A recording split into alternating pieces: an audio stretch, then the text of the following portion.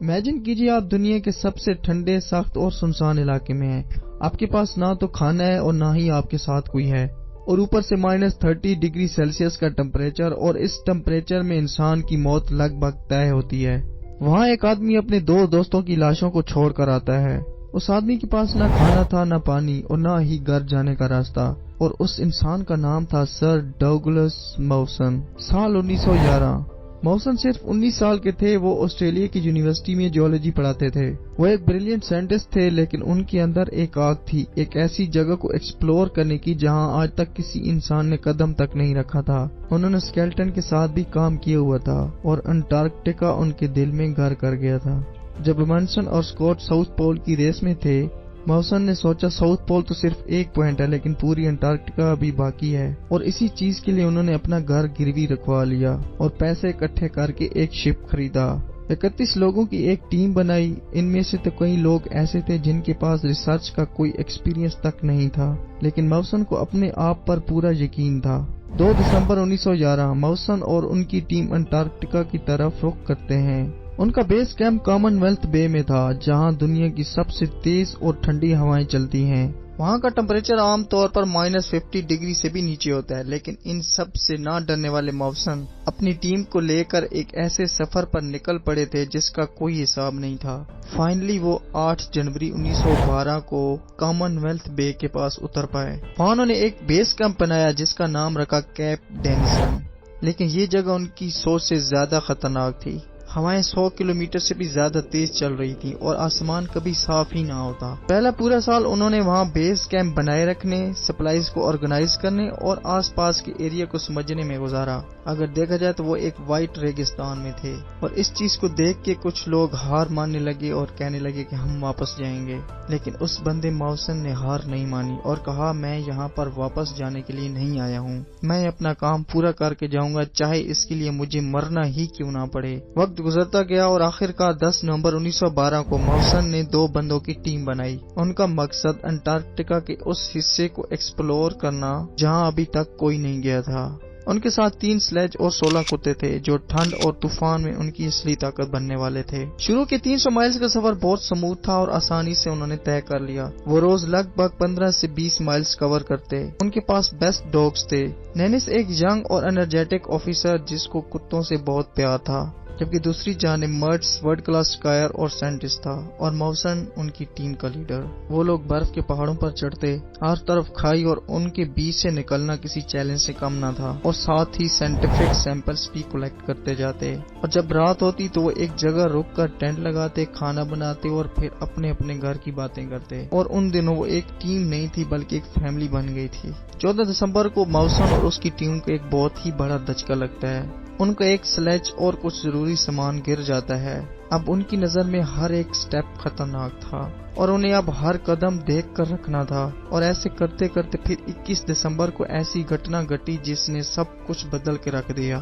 اب صبح کے ٹائم جب موسن اپنی سلیج کھینچ رہا ہوتا ہے، اچانک اس نے پیچھے سے ایک آواز سنی، کریک کی۔ موسن جیسے ہی پیچھے مڑ کر دیکھتا ہے تو نینس اور ایک سلیج کھائی میں جا گرتے ہیں۔ وہ اس کو بچانے کے لیے بہت دوڑتا ہے، لیکن تب تک بہت دیر ہو چکی تھی۔ موسن اور اس کا ٹیم ممبر جب یہ دیکھتے ہیں کہ کھائی کا منہ 150 فیٹ لمبا اور 10 فیٹ چوڑا تھا، اندر صرف اندھیرا ہی اندھیرا تھا، اور گہرائی اتنی تھی کہ لائٹ بھی نہیں پہنچ پا رہی تھی۔ انہوں نے زور سے چیخ کر کہا نینس، لیکن واپس آئی ان کی اپنی آواز کا ایکو اور گہری خاموشی۔ موسن مرٹس کو حکم دیتا ہے کہ رسی باندھ کر نیچے جاؤ اور اسے تلاش کرو۔ جب وہ واپس آیا تو اس کے چہرے پہ مایوسی تھی اور بتایا کہ نیچے اندھیرا اور موت ہے۔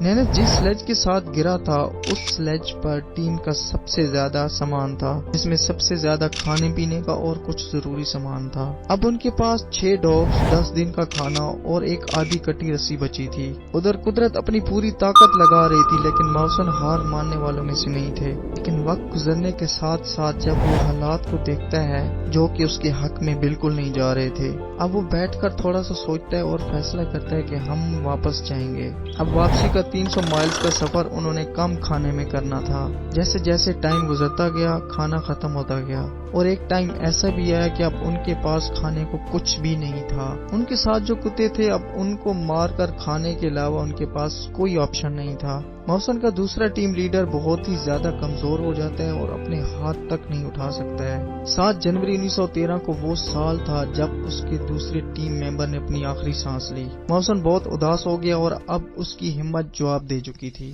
لیکن جیسے تیسے کر کے اس نے اپنے ٹیم ممبر کو دفنایا۔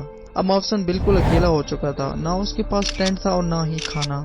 اس نے اپنے سامان میں سے ایک کپڑا اٹھایا، اسے ٹینٹ جیسی شکل دی اور اسی کے نیچے سو گیا۔ یہیں سے موسن کا سائیکولوجیکل بریک ڈاؤن شروع ہو جاتا ہے۔ اب وہ روز صرف 5 سے 6 مائل ہی چل پاتا اور اب اس کے جوتے برف سے گیلے ہو کر پاؤں سے چپک گئے تھے۔ جب وہ جوتے اتارتا تو اس کی سکن کے ساتھ ساتھ اس کے نیلز بھی اتر جاتے۔ اب وہ روز صبح اٹھتا، وہیں خون سے بھرے جوتے پہنتا، اپنے 10 پاؤنڈ کا کپڑا اٹھاتا اور چل پڑتا اور رات کو اسی کپڑے کے نیچے سو جاتا۔ اور موسن اپنی ڈائری میں لکھتے ہیں کہ میں سوچتا ہوں کہ میں پاگل ہوتا جا رہا ہوں۔ 17 جنوری 1913 وہ چلتے چلتے ایک کھائی میں گر جاتا ہے، لیکن اس نے ہمت نہیں ہاری، تھوڑی بہت رسی سے اوپر آ جاتا ہے۔ جب وہ اوپر آتا ہے تو اس کے دونوں ہاتھ خون سے لت پت ہو چکے تھے۔ 1 فروری 1913 اب موسن بیس کیمپ سے صرف 40 مائلز دور تھا، لیکن اس کی حالت بالکل خراب تھی۔ اس کا ویٹ 100 سے 50 پاؤنڈ ہو چکا تھا، اس کے بال پورے گر چکے تھے اور اس کا چہرہ ایک بھوکے بھیڑیے جیسا لگ رہا تھا۔ اب چلتے چلتے اسے ایک پوائنٹ نظر آیا۔ جب وہ اس پوائنٹ کے نزدیک جاتا ہے تو وہاں پتھر کا ایک ڈھیر ہوتا ہے اور اس کے بیچ میں اس کی ٹیم نے کھانے پینے کا سامان چھوڑا ہوتا ہے کہ شاید موسن واپس آئے۔ لیکن وہاں پر ایک نوٹ بھی ملا جس پر لکھا ہوتا ہے کہ جلدی آؤ، شپ پہنچ چکا ہے، ہم 8 فروری کو واپس جائیں گے۔ موسن کے لیے یہ نوٹ ایک نئی امید تھی۔ اس نے اتنی جلدی کی کہ وہ گرتا پڑتا چلا۔ 8 فروری کو وہ بیس کیمپ سے صرف 20 مائلز دور تھا۔